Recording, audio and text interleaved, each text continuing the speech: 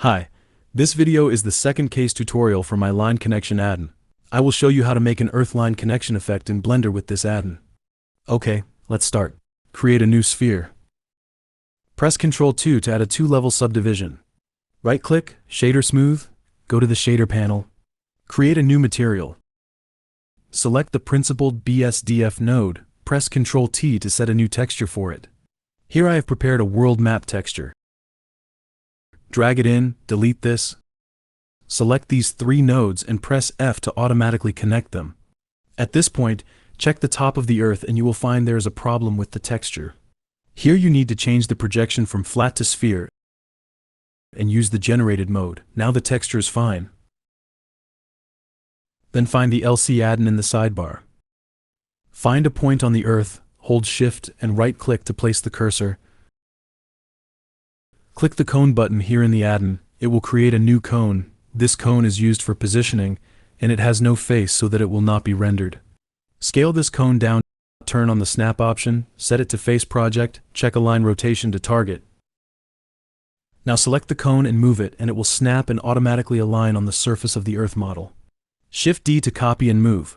Place the positioning points on the surface of the earth as you need.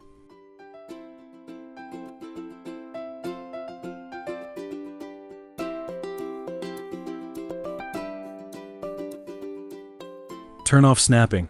Start making connections. Select 3 positioning points one by one and execute the 1 by 1 command.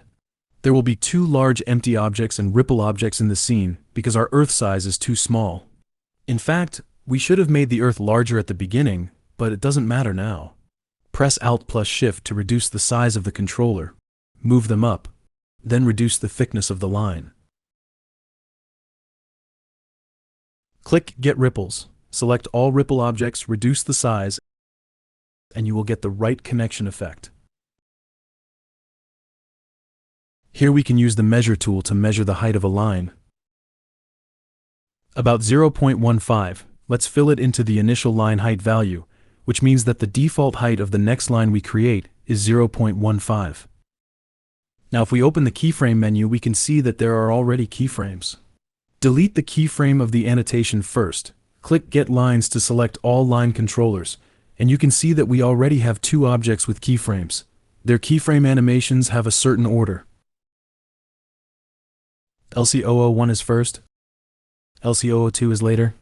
At this time, if we select a few points again and execute this command, we will find that the size of the line we created is still very large, which is not good. I don't want to adjust the size of the line every time, so we Ctrl Z to undo. Select the line. In the line's parameter panel, there is an S button. S is the abbreviation for save, which means to save the current parameters as the default.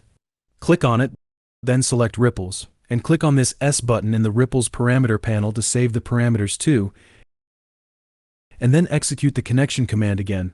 The connection will be the set at a right size. Now we can create the remaining points as we need. For example, at 31 frames, select these 4 points one by one, connect,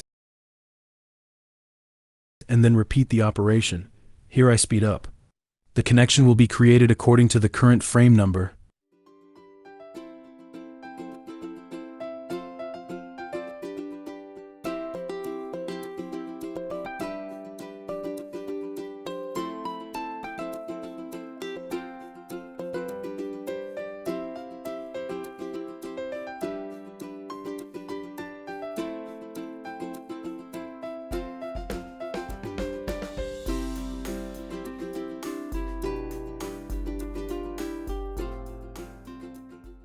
Okay, the global connection effect is done. Next, I will set up the camera and starry background. Add a camera. Then add an empty object. Place it at the origin position. Use the empty object as the parent of the camera. And keyframe the rotation of the empty object's Z-axis to get a rotating camera animation.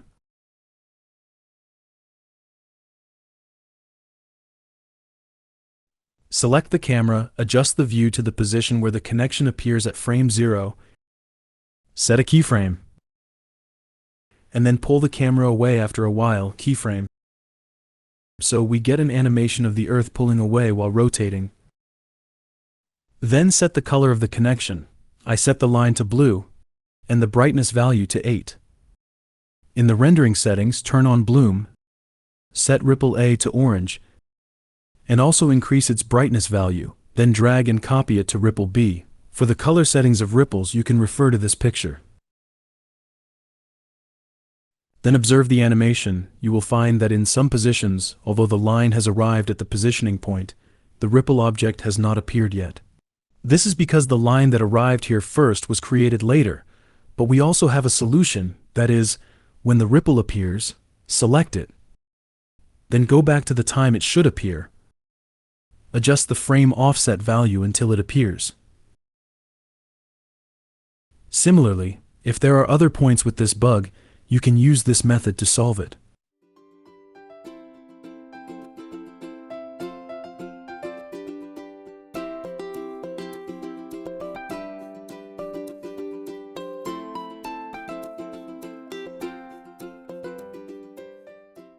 Okay, finally, in the rendering mode, the picture is black because we have not set the lighting yet. Go to the World Material panel, select the background node, press Ctrl+T to add a texture. Here we add a forest environment map. Duplicate the background node and add a light path node. Press Ctrl and right-click to connect these two background nodes. Connect the Is camera array to this factor and swap the connection order of these two ports, so that we can use the first background node as display and the second background node as lighting. I did this to add a starry sky to the background, but the starry sky background lighting is too weak to illuminate the earth, so I control them separately. Add a noise node, connect it with the background, tweak its parameters to get small detail noise, and then add a color ramp node. Through simple adjustments, you can get a starry sky background effect.